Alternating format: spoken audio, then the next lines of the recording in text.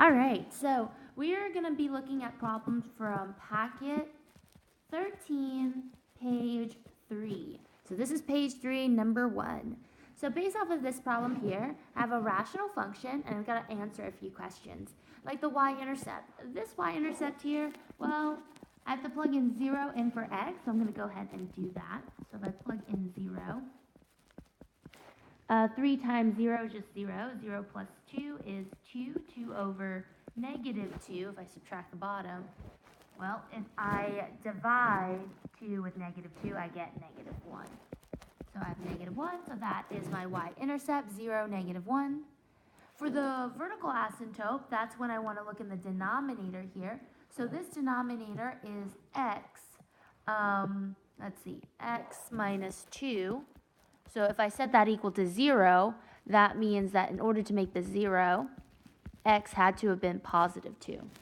So x needs to be positive 2, so that tells me my domain is all real numbers except when x equals 2. Okay, so now I want to take a look at the horizontal asymptote. So for the horizontal asymptote, we want to use BOBO or actually, let me rephrase that. When we're looking at the horizontal asymptote, we can use the acronym BOBO, BOTS, EATS, DC. So in this case, because I noticed that the top and bottom, the highest power in the top is this 3x to the first power. The highest power in the bottom is x to the first power. Both the top and bottom's highest power is x to the first power. So whenever they're both the same, this one is EATS DC. That acronym means exponents are the same, so divide coefficients. So the coefficient here is going to be 3 over 1. There's a 3 in the top, 1 in the bottom. So if I take 3 and divide it with 1, that means y is equal to 3. So my horizontal asymptote is at 3. So I have all real numbers, and the y cannot equal 3. So now I'm going to go ahead and graph my asymptote. So my asymptote here is at x equals 2 and y equals 3. I'm going to draw my lines. And then when I draw my curve, actually before I draw my curve, I probably should draw my y-intercept. My y-intercept's at 0, negative, where is 0? 0 is right here, negative 1, so right about here. So notice how this curve is down here, right, in this corner. That means that I have a curve that is like down here. Because if I need to connect this, if I have a point down there, I need to connect it with a curve. So I'm going to do my best to not touch that asymptote. So if I have a curve down here, that means my other curve is going to be up here opposite in that direction. So it's going to be diagonal from it. So I'm going to draw a curve right there. And there we have it. We have our rational function graphed. Now let's try number 2. Okay, so this is problem 2. So let's take a look first at our y-intercept. So I'm going to plug in 0 and see what I get. So if I plug in 0, 0 squared minus 1, that's going to be, well, 0 squared is just 0. 0 times 2 is just still 0. And then the bottom here, 0 squared minus 1 is just negative 1. Well, if the top here is 0, 0 divided by any number is still 0. So that means that my y-intercept is 0, 0, or at the origin. Now for my vertical asymptote, that's when I want to look in the denominator. So in the denominator here, I have x squared minus 1. So if I set that equal to 0, well, it's a bit trickier to figure out what x is, because this is a quadratic, okay? So for quadratics, let's try and factor that first. So I'd factor my quadratic. And to get a minus 1, I would need a plus 1 and a negative 1. And if I set each factor equal to 0, this one would be x minus 1, whereas this one would have been x positive 1. So my vertical asymptote is at negative 1 and positive 1. Basically what I did was I set each factor equal to 0, and then I solved for x. That's how I got from these factors to these numbers. So that means that my domain is all real numbers except when x is equal to 1 and negative 1.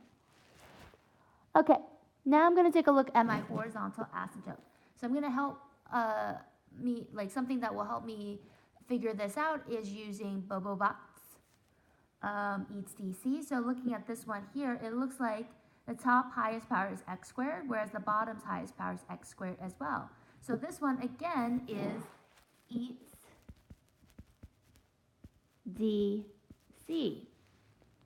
Okay, so I got another eats DC. So in this case, we have 2 in the top and 1 in the bottom for the coefficient. So eats DC means that, oh sorry, I forgot my S. So eats DC means that I need to divide my coefficients. So if I divide the coefficient here, that would be dividing the 2 with the 1. So y equals 2 over 1 is just 2. So my y asymptote is, my horizontal asymptote is that y equals 2.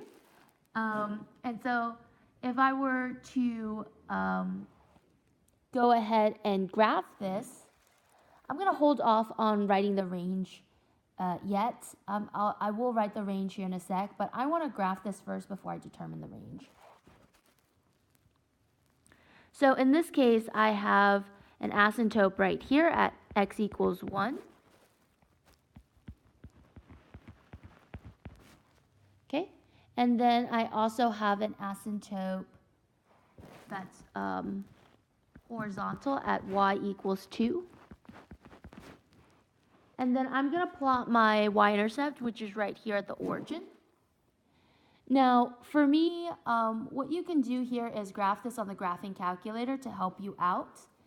And if you do that on the graphing calculator, you're going to get this shape where there's one in the upper corner. And so if this one's in the upper corner, that means that because this is pointing up, this one here needs to point down. So this one's going to point down. Let me do that a little better. And this one's also going to point down. So if this one's pointing down, that means on this side, it's going to be pointing up. And by the way, I used the graphing calculator to figure out where the location of these curves are, just to double check. You can do this by hand and try to guesstimate, but anytime you have like eats DC, this causes sometimes, like anytime you have more than one asymptote, vertical asymptote, you might want to use the graphing calculator just to double check where those graphs are located. And if you don't know how to use the graphing calculator, I would definitely watch my Journal 61 video and look and see how you could do it on the graphing calculator. So in this case, when I look at the range here, I notice that right here, it's pointing down, so it's going to negative infinity. And then if I were to go up this curve, it goes all the way up to y equals 0. So I would put a parentheses on the negative infinity, and then a bracket on the 0 because it does hit 0. So there's a solid dot at 0. But notice how there's this gap between 0 and 2, right? This asymptote. So there's no curve drawn here. But then after the 2, so 2 and then afterwards, it approaches negative infinity. So from 2 to, sorry, not negative infinity, from 2 to positive infinity, we have curves. So from 2 to positive infinity, I have a curve. Now I want to use a parentheses for this 2 because it is at the asymptote and the curves don't touch the asymptote. And to join these intervals together, I'm going to use a U. So this one here is just a little bit more complicated when it comes to figuring out the range, but I highly recommend looking at the graph to determine your range. Range is just the y value, so I just looked at how this curve was pointing down and how this curve was pointing up. All right, now let's take a look at number 3. So here's number 3 here, and I'm going to figure out the y-intercept first So if I plug in 0, the top here would be 0 squared minus 4 over 0 plus 1. So the top here would be negative 4 over 1. If I simplify, that's just negative 1 if I divide. Oh, sorry, not negative 1, negative 4. So my y-intercept's at negative 4. My vertical asymptote, well, notice the bottom here. Vertical asymptote's when the denominator is equal to 0, so I have x plus 1. So in this case, x plus 1, if I want to make that 0, set equal to 0, solve. So x is equal to negative 1 is when it's 0. So that means my domain is all real numbers except when x is equal to negative 1. For my horizontal asymptote, let's take a look at what category it is. So notice how like the top highest exponent is x squared, whereas the bottom is just x to the first power, right? And so in this case here, if the top is bigger, this is bots, bigger on top.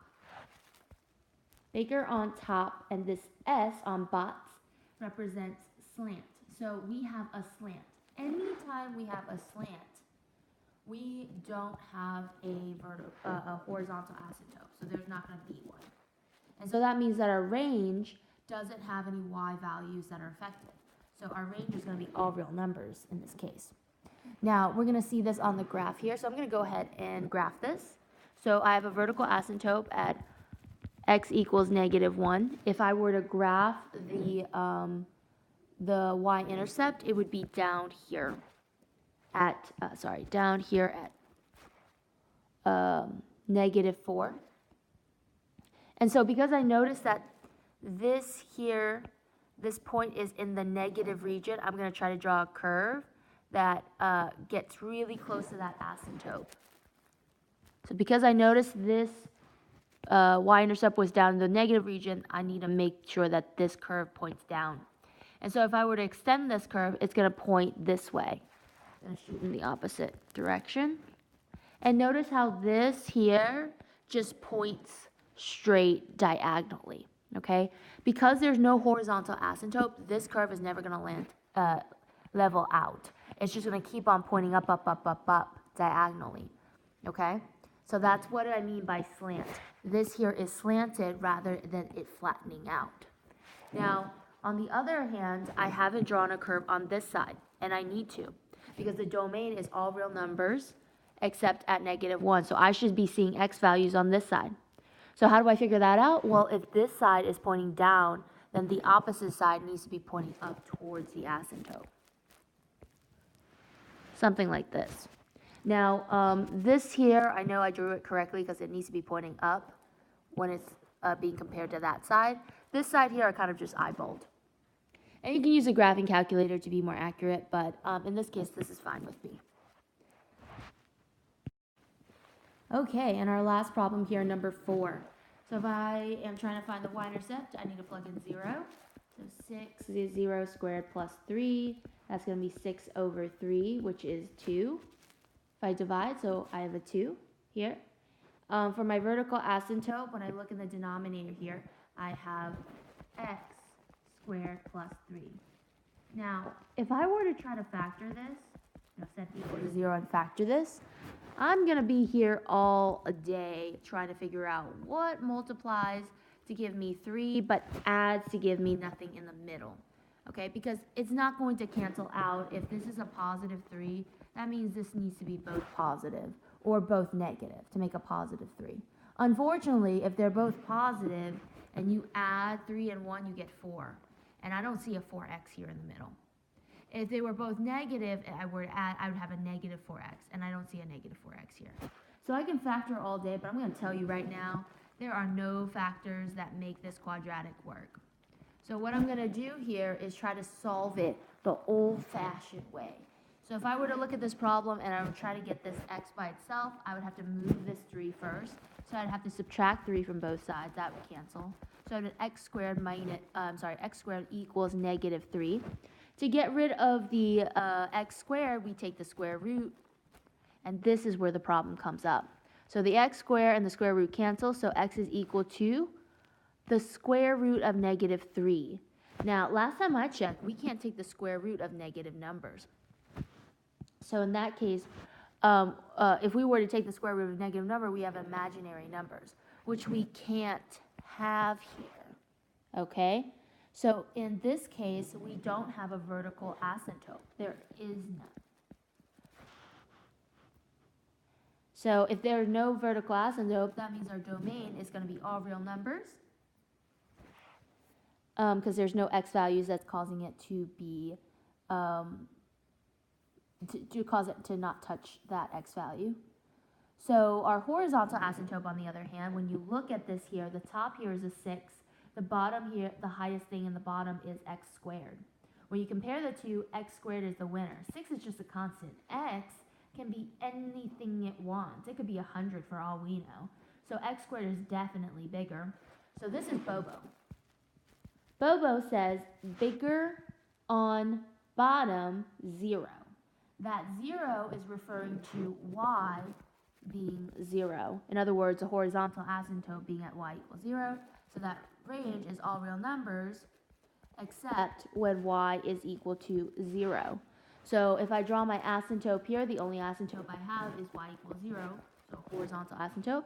Now I'm going to plot my y-intercept, which is at 0, 2. Now, because I know that for asymptotes, as you go to negative infinity and positive infinity, it should be getting closer to that asymptote. Okay, so I know I need to draw curves that look like this. But because I have this point here, I know I have to connect this curve to this point. So when I try to connect it, it actually creates this like hill-like, or you can think of it as like an inflamed pimple from your skin coming out, emerging from your skin. It's kind of gross, but it's kind of like a hill, basically, right here. But then it like slopes on down towards that asymptote. So I hope this helps you out when you're doing your homework here, and it helps with the explaining stuff. So now make sure you go back and fill out these problems if you haven't yet.